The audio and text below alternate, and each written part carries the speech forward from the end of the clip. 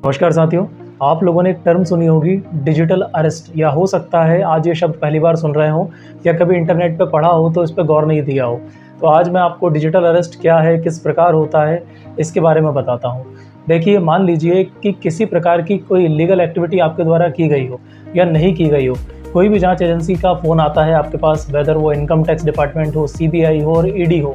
इसकी तरफ से आपके पास कॉल आता है कि फ़ला फ़ला अपराध में आपका नाम संलिप्त है और आपको अभी सर्वेलेंस पे डाला जा रहा है। सर्वेलेंस का मतलब ये होता है कि आपको कंटिन्यूअसली वॉच किया जाएगा विया वीडियो कॉन्फ्रेंसिंग और एनी अदर मेथड, जिससे आप 24/7 उनके सर्वेलेंस में होंगे, वो आपको मॉनिटर कर रहे होंगे। इसके अलावा उनके द्वारा आपकी ऑनलाइन सभी एक्टिविटीज़, वेदर वो व्हाट्सएप की हो, इंस्टाग्राम की हो, फेसबुक की हो या अदर सोशल मीडिया एप्लीकेशन जिसका आप इस्तेमाल कर रहे हो, वो उस पर आपको मॉनिटर कर रहे हो। इस तरीके से आपके पास कॉल आएगा। ये कॉल अधिकतर वीडियो कॉन्फ्रेंस के माध्यम से आता है या डायरेक्टली कॉल करके आपको वीडियो कॉन्फ्रेंस पे लिया जाता है। अब इससे होता यह है कि आप तो डर गए कि आप किस मामले में आपका नाम दर्ज हो गया है या किस तरीके से आपको फंसाया गया है, या इस तरीके से जब भी कॉल आता है तो कोई व्यक्ति, आम आदमी घबरा जाता है। घबराने के बाद ये करता है कि जो भी वो जांच एजेंसी का अधिकारी आपसे कहता है, आप उस स्टेप्स को फॉलो करते हैं, क्योंकि आपको डर है कि आपको सज़ा हो जाएगी या आपको इस मामले में बुरी तरीके से फंसाया जा सकता है। आखिरी में निष्कर्ष ये निकलता है कि सर्विलेंस पर रखने के बाद जब आप परेशान हो जाते हैं तो आपसे डिमांड की जाती है कि आप 1 लाख रुपए, 2 लाख रुपए, 10 लाख रुपए उन्हें ट्रांसफ़र कीजिए और आपका नाम जो है उस पर्टिकुलर अपराध से, ऑफेंस से हटा दिया जाएगा। और व्यक्ति कई बार डर के मारे पैसा उन्हें ट्रांसफ़र कर देता है और उसके साथ ये फ्रॉड हो जाता है। तो डिजिटल अरेस्ट का एक्चुअल मीनिंग ये है कि किसी भी जांच एजेंसी को लगता है कि आप किसी ना किसी ऑफेंस में संलिप्त हैं, तो वो आपको सर्विलेंस पे डाल देती है। सर्विलेंस पे डालने का मतलब ये है कि आपकी एक्टिविटीज़ को मॉनिटर किया जाता है 24/7, 24 घंटे आपकी एक्टिविटीज़ को मॉनिटर किया जाता है। वेदर वो वीडियो कॉन्फ्रेंसिंग के थ्रू हो सकता है या आपकी सोशल मीडिया एक्टिविटीज़ को ध्यान रखा जाता है। इन सब बातों से आपको डिजिटल अरेस्ट किया जाता है। उसके बाद एक नोटिस आपके पास आता है, जिसके बाद आपको कि जांच एजेंसी के सामने उपस्थित होना होता है।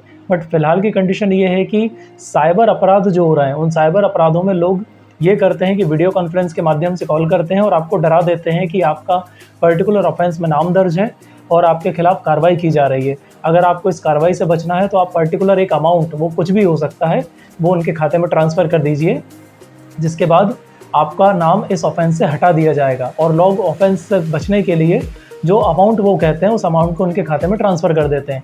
बट कंडीशन ये होती है कि आपके ऊपर ऐसा कोई अपराध ही दर्ज नहीं हुआ होता है जिसके लिए आप, but the actual reality is that कि आपके ऊपर कोई ऐसा ऑफेंस होता ही नहीं है, बट आपको इनडायरेक्टली फ्रॉडुलेंटली ये चीट करते हैं और आपसे पैसा हड़प लेते हैं।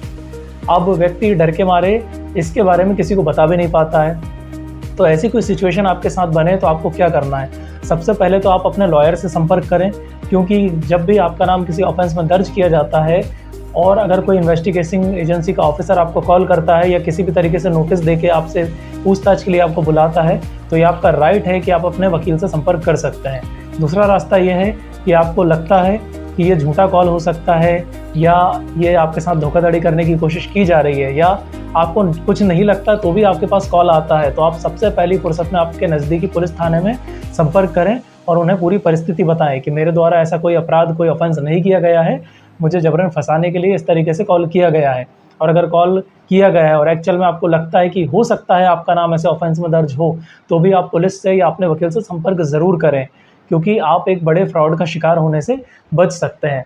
और ऐसा कोई भी व्यक्ति जो इस तरीके से ऑनलाइन फ्रॉड करता है और इम्पर्सोनेशन के माध्यम से कोई सरकारी अधिकारी, सरकारी कर्मचारी, पुलिस विभाग का अधिकारी बनकर लोगों को ठगने की कोशिश करता है, तो as per the information technology act 2000 section 66D के तहत उसे 3 वर्ष तक की सज़ा और 1 लाख रुपए तक का जुर्माना हो सकता है। तो ऐसा कोई भी कॉल या मैसेज आपके पास आए तो घबराएं नहीं। सबसे पहली फुर्सत में आप अपने नज़दीकी थाने में या अपने वकील से संपर्क करें, उसके बाद ही कोई कदम उठाएं। तो इसके अलावा कई बार आपको ऑनलाइन लिंक भेजी जाती है कि इस लिंक पे क्लिक करें तो चालान रद्द हो जाएगा, आपके खिलाफ जो कंप्लेंट हुई है वो रद्द हो जाएगी, या फिर OTP के माध्यम से ये एक्टिविटी करने की कोशिश की जाती है। तो ऐसी किसी भी इर्रेलेवेंटली लिंक या OTP को भेजने की कोशिश ना करें, अदरवाइज़ आपका बैंक अकाउंट भी खाली हो सकता है और आप बहुत बड़ी साइबर ठगी का शिकार हो सकते हैं। आई होप आपको ये वीडियो समझ में आया होगा, और अगर आपके कुछ विचार हैं तो आप कमेंट सेक्शन में ज़रूर बता सकते हैं। देखने के लिए धन्यवाद।